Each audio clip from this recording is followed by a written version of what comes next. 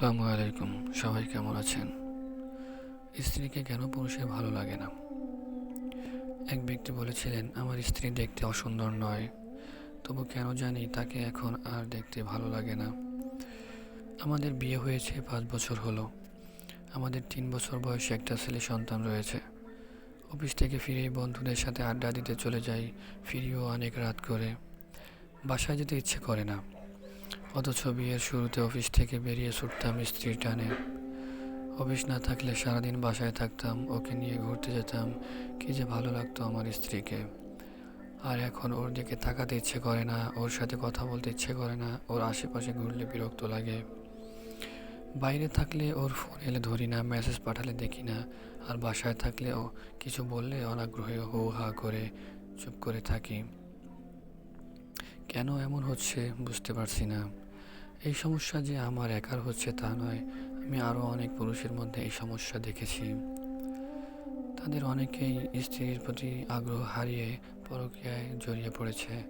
কেন পুরুষেরা একটা সময় স্ত্রীর প্রতি আগ্রহ হারিয়ে ফেলে, এটা জানার জন্য আমি যত পুরুষের সাথে কথা বলেছি, তাদের উত্তরটা আমার কাছে সঠিক মনে হয়নি। কারণ তাদের উত্তরটা ছিল এমন যে এক জিনিস বেশি দিন ভালো লাগে না।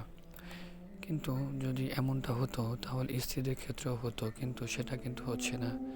স্ত্রীরা বিয়ের যত বছর পরই হোক, সে প্রথমের মতোই আগ্রহ করে স্বামীদের সাথে কথাবার্তা বলে, সুন্দর আচরণ করে, ভালোবাসে, স্বামীর সকল খেয়াল রাখে। একটা সময় আমার মনে হলো, এটা কি পুরুষের মানসিক সমস্যা? ডাক্তার দেখালে ভালো হয়ে যাবে। আমি দ্বিধাদ্বন্দ্ব মনে একদিন গোপনে এক মানসিক ডাক্তারের কাছে গেলাম। ডাক্তার আমার সব কথা শোনার পর বললেন, আপনি কি আল্লাহকে বিশ্বাস করেন? বললাম, জি, আল্লাহকে বিশ্বাস করি। ডাক্তার বলল, আল্লাহর এক নির্দেশনা আপনাকে বলবো, যদি মানতে পারেন তাহলে আপনার এই সমস্যা দূর হয়ে যাবে, কোনো ওষুধপাতি লাগবে না, গ্যারান্টি দিচ্ছি ইনশাল্লাহ। আমি বললাম, জি, সেটা বলেন। সূরা নূরে আল্লাহ তাআলা বলেছেন, হে নবী, পুরুষদের বলে দেন তারা যেন দৃষ্টিকে সংযত রাখে এবং লজ্জাস্থানের হেফাজত করে, এবং এটা তাদের জন্য পবিত্রতা। তারপর ডাক্তার দৃঢ় কণ্ঠে বললেন, আল্লাহর এই নির্দেশনা 1 মাস পালন করুন, তারপর নিজেই পরিবর্তন বুঝতে পারবেন ইনশাল্লাহ। সন্দেহের কণ্ঠে বললাম, এটাতে কাজ হয়ে যাবে? ডাক্তার বললেন, অবশ্যই কাজ হবে, কিন্তু আমাকে কথা দিতে হবে আপনি এই নির্দেশনা নিখুঁতভাবে পালন করবেন। ডাক্তার বললেন, এটা পালন করুন এবং 1 মাস পরে আমার সাথে দেখা করবেন। 1 মাস পর আসবো বলে ডাক্তারের চেম্বার থেকে বের হলাম। চেম্বার থেকে বের হয়ে দেখলাম এক যুবতী রূপবতী মেয়ে এক বৃদ্ধাকে নিয়ে ডাক্তারের চেম্বারে ঢুকছে।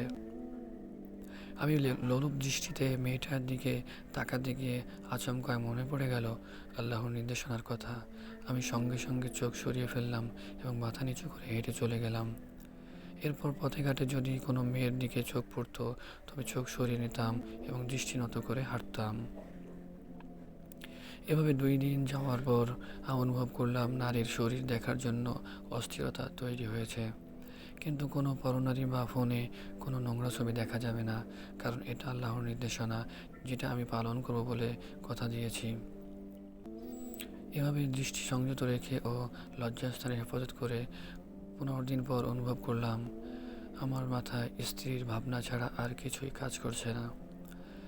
সেদিন অফিস থেকে বেরিয়ে বন্ধুদের সাথে আড্ডা না দিয়ে পাগলের মতো ছুটলাম স্ত্রীর দিকে।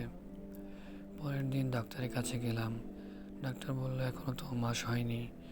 আমি হেসে বললাম, আমার সমস্যা দূর হয়ে গেছে এবং আমি বুঝতে পেরেছি কেন পুরুষরা স্ত্রীর প্রতি আগ্রহ হারিয়ে ফেলে। আল্লাহ রাব্বুল আলামিন কোরআনের মধ্যে যতগুলো নির্দেশনা দিয়েছেন, সেগুলো যদি আমরা সঠিকভাবে পালন করি, ইনশাল্লাহ আমরা কখনো পথভ্রষ্ট হব না। আল্লাহ রাব্বুল আলামিন আমাকে সহ সকল দিনী ভাই বোনদের বোঝার তৌফিক দান করুন, আমিন।